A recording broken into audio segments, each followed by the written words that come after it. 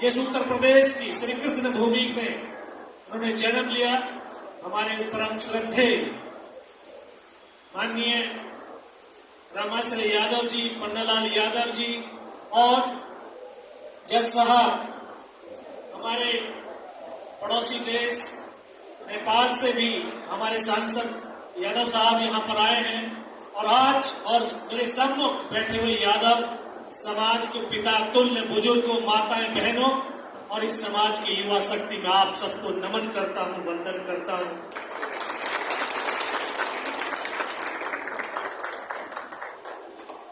आप मेरे सिर के ऊपर ये पीली टोपी देख करके बड़े अचंभित हो रहे होंगे, सोच रहे होंगे कि कौन सी टोपी पहन ली है। पहले सफेद हैंकल की टोपी पहनी थी तो टाइगर हिल के ऊपर विजय प्राप्त करी थी। अब इस कुल के जिससे हम जाने जाते हैं श्री कृष्ण, उनका श्वेत, उनका ये वस्त्र था, उनका ये ऐसा ही पहनावा था जो हमारी पहचान थी। उस पहचान के लिए, उस नाम के लिए अभी अहीर, संयुक्त अहीर रेजिमेंट मोर्चा जो कि सेना के अंदर होना चाहिए।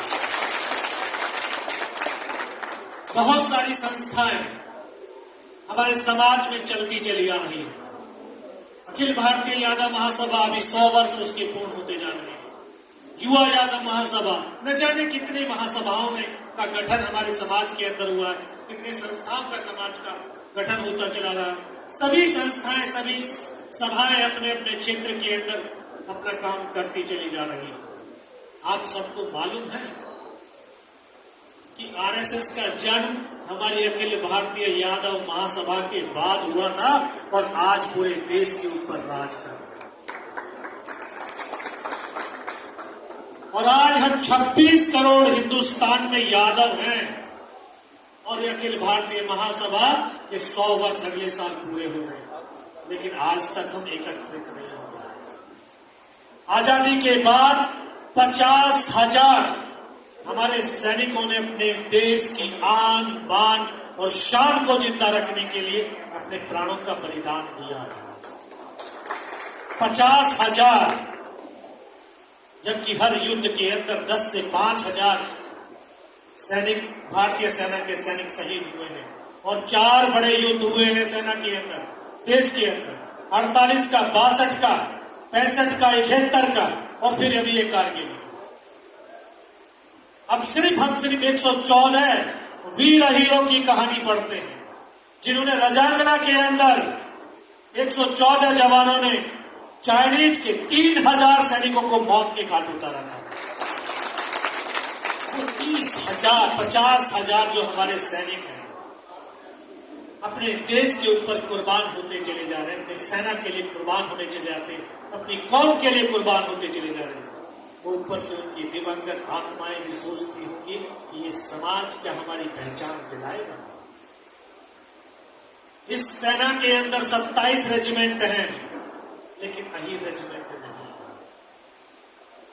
70 सालों से ये मांग चलती आ रही है कि अहीर रेजिमेंट होना चाहिए, लेकिन कहीं ना कहीं जाकर के ये राजनीतिकरण हो जाता है और जब राजनीतिक हो जाती है तो उसकी कोई मान्यता नहीं है। सरकारें सब सोचती हैं कि चेहरा चमकाने के लिए आए हैं, नेता बनने के लिए आए हैं। मुझे न नेता बनना है, न चेहरा चमकाना है, सिर्फ इस समाज के नाम की पहचान देना है। मुझे श्री कृष्ण भगवान ने इतना नाम दिया, पहचान दिया और मैं उसका ऋणी हूं और मैं अपने आप को सौभाग्यशाली समझता हूं कि मैं इस जतकुल का सैनिक हूं, इस जतकुल का बेटा हूं, इस जतकुल का भाई हूं। आज श्री कृष्ण ट्रस्ट के संस्थापक कालीचरण यादव जी ने भी अपने बहुत सारे प्रस्ताव पास किए हैं और समाज के उत्थान के लिए अगर हम एकजुट हो जाएं, एक साथ एकत्रित हो जाएं, तो हमारे समाज का ही नहीं बल्कि राष्ट्र का भला होगा, राष्ट्र की उन्नति और विकास होगा, राष्ट्र समृद्ध होगा। कहीं ना कहीं हम राष्ट्र समाजों में तो विभक्त हैं, हर समाज उन्नति के पथ पर अग्रसर है, हम क्यों नहीं? ये प्रश्न उठता है हमारे ऊपर। लोगों के अंदर एक भ्रांति पैदा कर दी है, उनके परसेप्शन की सोच बना दी है। गांधारी का शराब है, कोई गांधारी का शराब नहीं, कोई गांधारी का शराब नहीं है। हमने अपने अंदर भ्रांति पाल ली है कि हमें तो शराब लगा हुआ है, हम इकट्ठे नहीं हो सकते। मेरे दोस्तों, मेरे नौजवान साथियों, इस भ्रम को तोड़ दो और इकट्ठे होकर के दिखा दो। जिस दिन 1 लाख भी इकट्ठा हो गया, उस दिन हमारा हक, हमारा रेजिमेंट, हमारा जो पहचान हमें मिल जाएगी। सरकारें चाहती हैं उनको हमारे शौर्य बलिदान का, वो हम कायल हैं, सम्मान करती हैं, चाहती हैं कि यही रेजिमेंट हो, लेकिन वो हमारी एकता, हमारी अखंडता, हमारे उस शौर्य, हमारे उस संकल्प को, दृढ़ इच्छा शक्ति को देखना चाहती है। क्या ये यादव इकट्ठे हो सकते हैं? क्या एक साथ आ सकते हैं? अब हमें वही दिखाना है। अभी 23 सितंबर को मैंने देश के यादवों से, देश के भाई बहन दोस्तों से, बुजुर्गों से यही आह्वान करता हूं, 23 सितंबर को जंतर मंतर के ऊपर आइए और अपनी सरकार को, अपनी यादवों की ताकत को दिखाइए।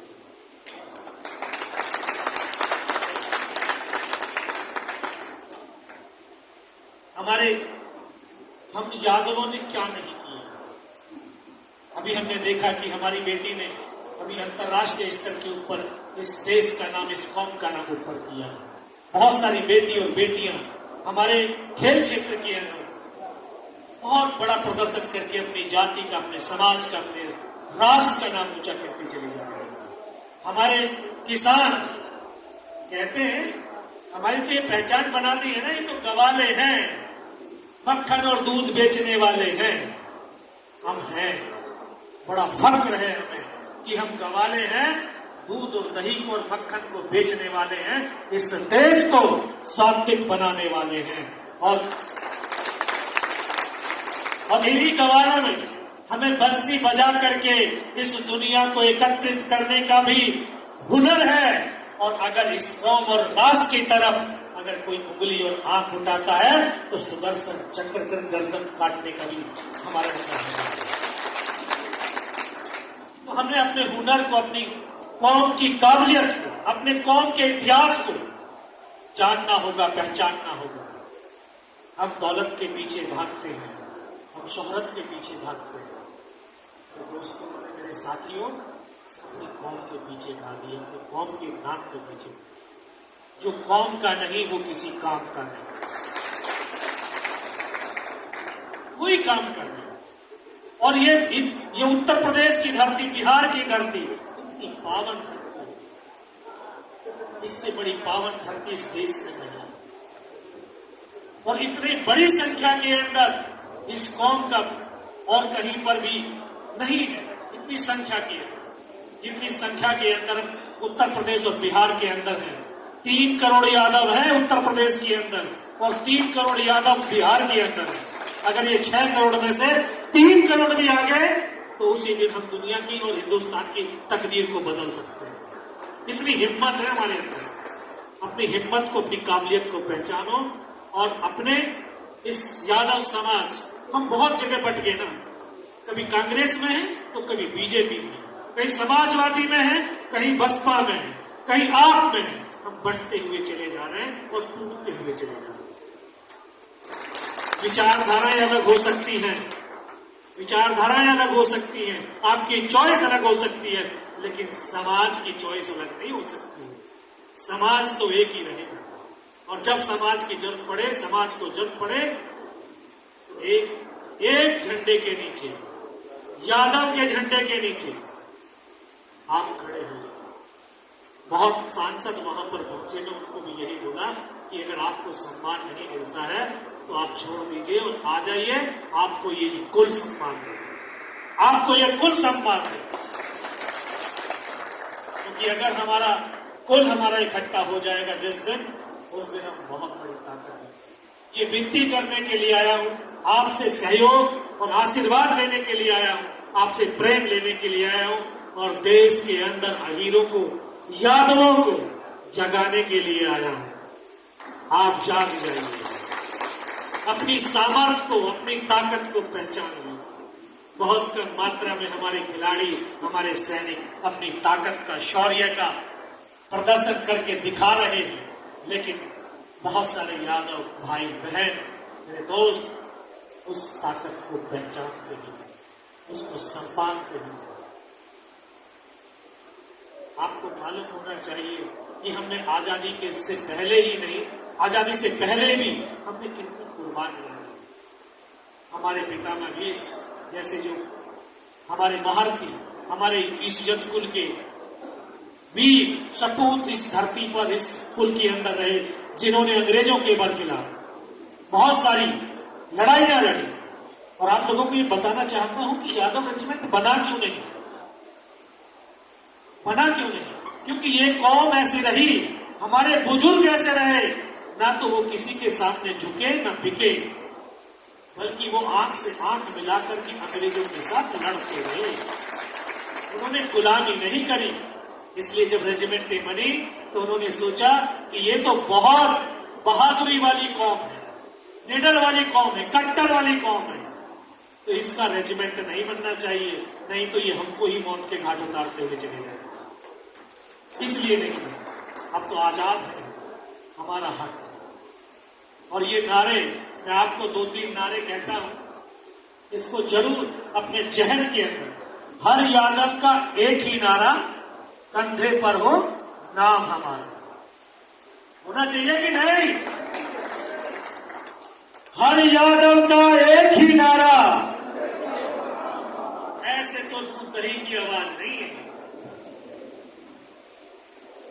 इतने कमजोर है क्या? इतने युवा साथी बैठे हुए हैं। अरे 10 आदमी की फौज की टीम होती है ना, एक सेक्शन बोलते हैं उसको। अगर वो पंजाब से ललकारते हैं तो लाहौर तक आवाज पहुंच जाती है। अरे कम से कम आप लखनऊ तक आवाज पहुंचा दो, नहीं पहुंचा सकते।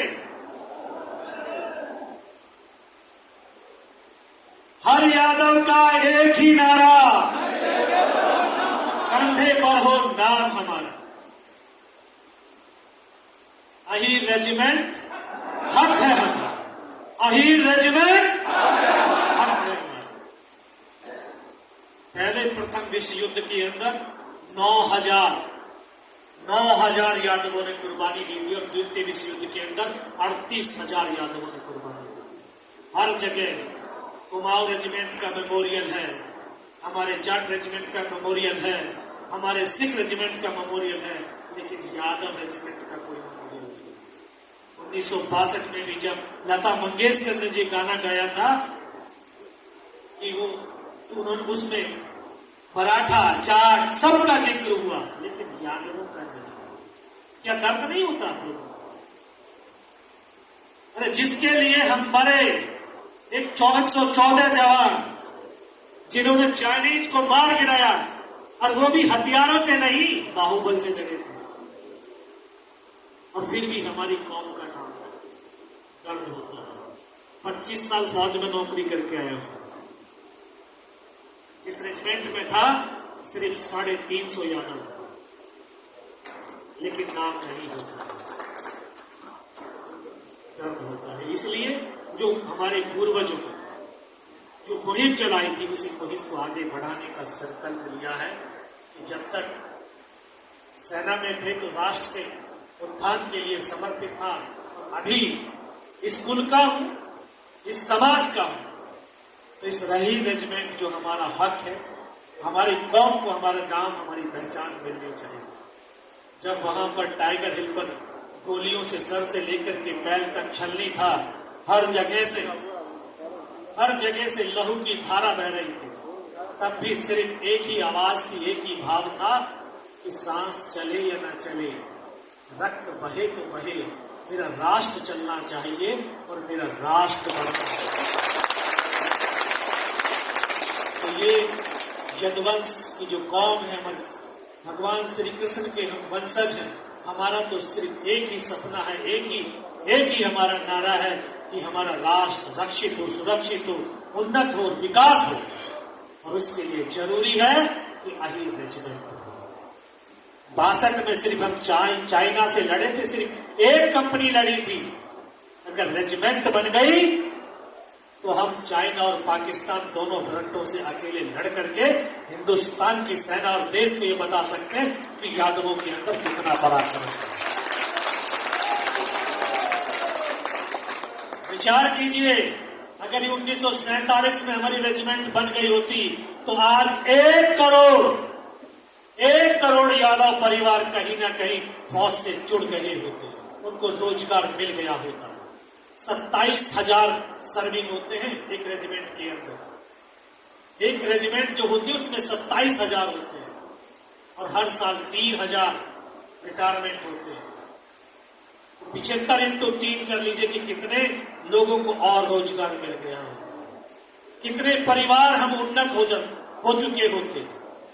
कभी संख्या का जोड़ लगाइए, सोचिए क्यों चाहिए। इसलिए चाहिए हमें यूथ को रोजगार देंगे। हम लोग सोचते हैं, बैठते हैं, जब हमारे यादव बेटे और बेटियां नौकरी के लिए दौड़ के लिए जाते हैं, बोला हमारा तो लड़का भर्ती नहीं हुआ। अरे भर्ती कहां से होगा, वैकेंसी नहीं, हमारे कौम की वैकेंसी नहीं। वैकेंसी क्यों नहीं? क्योंकि रेजिमेंट नहीं, क्योंकि हर रेजिमेंट के अंदर 80 और 20% होता है। 80% उसी कौम का है, उसी कास्ट का है, और 20% में अदर कास्ट होता है। तो अगर 500 वैकेंसी निकली है तो अपनी हीरो की 5 वैकेंसी होगी और 500 लड़के दौड़ने के लिए जाएंगे, 5 ही भर्ती होंगे, बाकी 495 नहीं होंगे। इसीलिए नहीं उनको वैकेंसी। इस चीजों को समझे। हम कोई किसी से भीख नहीं मांग रहे, हम कोई राजनीतिक पद और प्रतिष्ठा नहीं मांग रहे, हम तो अपना स्वाभिमान मांग रहे हैं, अपना अभिमान मांग रहे हैं, अपना नाम मांग रहे हैं कि हमें हमारा नाम मिलना चाहिए। हमें उन वीरों का बलिदान जो जिन्होंने दिया है उनकी पहचान मिलनी चाहिए। हमें अहीर रेजिमेंट चाहिए, हमें अहीर रेजिमेंट चाहिए। आप सब जो युवा साथी हैं, आज मेरी आवाज में आवाज बन जाइए, मेरी शक्ति को शक्ति बन जाइए और इस मुहिम को प्रदेश ही नहीं देश ही नहीं बल्कि दुनिया तक पहुंचाए। एकत्रित हो जाए, एक साथ खड़े हो जाए। हम चाहे कितने भी संस्थाएं चलाएं, लेकिन हम अहीर रेजिमेंट के नाम पर एक साथ एक सूत्र में बन करके खड़े हो जाए। और जैसा कि हमारे बुजुर्गों ने कहा, हमारे जो गणमान्य व्यक्तियों ने कहा कि हम नारायणी सेना, श्री कृष्ण भगवान की सेना है। अगर इतिहास उठा करके जाए कि सबसे पहली सेना कौन सी थी, तो सबसे पहली यादवों की नारायणी सेना, और उसी के वंशज हैं हम, उसी के वंशज हैं, तो हम सैनिक हैं। और ये जब इस कुल की माताएं, बहनें और जो हमारी वीरांगनाएं, माँ अपने बेटों को, भाई अपने, जो बहनें अपने भाई को, और हमारे जो वीरांगनाएं अपने सिंदूर को अगर सीमाओं पर खड़ा करना चाहती हैं, राष्ट्र की रक्षा में अपने आप को उनको कुर्बान करना चाहती हैं, तो माननीय मोदी जी, माननीय योगी जी और रक्षा मंत्री जी, मैं आपसे अनुरोध करता हूं, मैं आपसे अपील करता हूं कि जो कौम राष्ट्र के लिए मरना चाहती है उस कौम का रेजिमेंट बना दीजिए, उस कौम का रेजिमेंट बना दीजिए। हम सैनिक और हमारी सोच सैनिकों की तरह ही है। आज तक इस कौम ने कभी देश के साथ गद्दारी नहीं करी, आज तक नहीं करी, बल्कि इस कौम के बेटे और बेटियों ने, सपूतों ने राष्ट्र का नाम ऊंचा किया, राष्ट्र का गौरव बढ़ाया है, राष्ट्र का सम्मान किया है, और आज भी कर रहे हैं। बस इस कौम को सम्मान दे दीजिए, इतना ही कहने के लिए आया हूं। और आप सबसे इस मुहिम में जुड़ने के लिए कहने आया हूं कि ये अहीर रेजिमेंट की गंगधार बह चुकी है। आप इस गंगधार में डुबकी लगा लीजिए। ये बड़े परम सौभाग्य का समय आया है कि जब 70 साल 75 साल बाद आज देश 75वें आजादी का अमृत महोत्सव मना रहा है और हमारे अहीर रेजिमेंट की गंगधार बह रही है, तो ये बड़ा संयोग वाला समय है, सौभाग्यशाली होंगे कभी जब बुजुर्ग होंगे तो बोला ये हमारे सानिध्य में, हमारे समर्थन में ये रेजिमेंट बना है, इससे बड़ा और पुण्य हमारे लिए कुछ हो नहीं सकता है। तो इस ताकत को बनिए। और मैं पुनः इस गोरखपुर की धरती को नमन करता हूँ, आप सबको वंदन करता हूँ। और जो हमारे कालीचरण जी ने इतना बड़ा भव्य स्वागत समारोह और यादवों को एकत्रित करने का जो एक समागम किया है, उनके लिए मैं उनको साधुवाद देता हूँ, बधाई देता हूँ। और आखिर में यही कहूंगा कि यदकुल के वीर हैं, यदकुल के वीर हैं। तो हमारे ये शब्द कहकर के मैं अपना वाणी को विराम देता हूँ कि ये सांसों के तराने हिंद का नवगान गाएगा, हमारा शौर्य ध्वज लेकर वो चंद्रयान गाएगा, हमारे प्राण माता भारती के पक्ष समर्पित हैं, हमारे लहू का हर कतरा हिंदुस्तान गाएगा, हिंदुस्तान गाएगा। तो हमें उन्हीं चीजों को अपने, हम यदकुल के वीर हैं तो अपने वीरता का, शौर्य का, पराक्रम का हमें हर समय अपना परिचय देना होगा। हमने अपनी उस जागृति को समाज में फैलाना होगा और हमें अपनी शिक्षा के ऊपर विशेष करके अपने बेटे और बेटियों को शिक्षित करना होगा, क्योंकि ज्ञान में बल, ज्ञान में बल। जितने हम ज्ञानवान होंगे उतने जागृत होंगे, उतने बलिवान होंगे और उतना ही हम अपना हक मांगने के लिए तैयार भी हों। आज तक हमने हक ही नहीं मांगा क्योंकि हम खड़े नहीं हुए। एकत्रित हो जाइए तो हक मांगना भी सीख जाएंगे और हक मांगना। और मैं सबका, जो हमारे बहुत बहुत आदरणीय है हमारे रमेश यादव जी, पहलवान जी, और सबका मैं हृदय से आभार व्यक्त करता हूँ और इनके चरणों में नतमस्तक होकर के नमन भी करता हूँ। और पूरे यदकुल के आज जो हमारे इतने लोग, इतने युवा साथी बैठे हुए, उनको भी मैं नमन वंदन करता हूँ। आखिर मैं यही कहूंगा कि कर्मवीर को कोई रोक नहीं सकता है करने से, और उसको कौन मार सकता है जो कभी न डरता हो मरने से। जय हिंद, जय भारत। बहुत बहुत धन्यवाद आदरणीय मुख्य अतिथि, हिंद के सौर, यदकुल के शिरोमणि आदरणीय योगेंद्र सिंह यादव जी का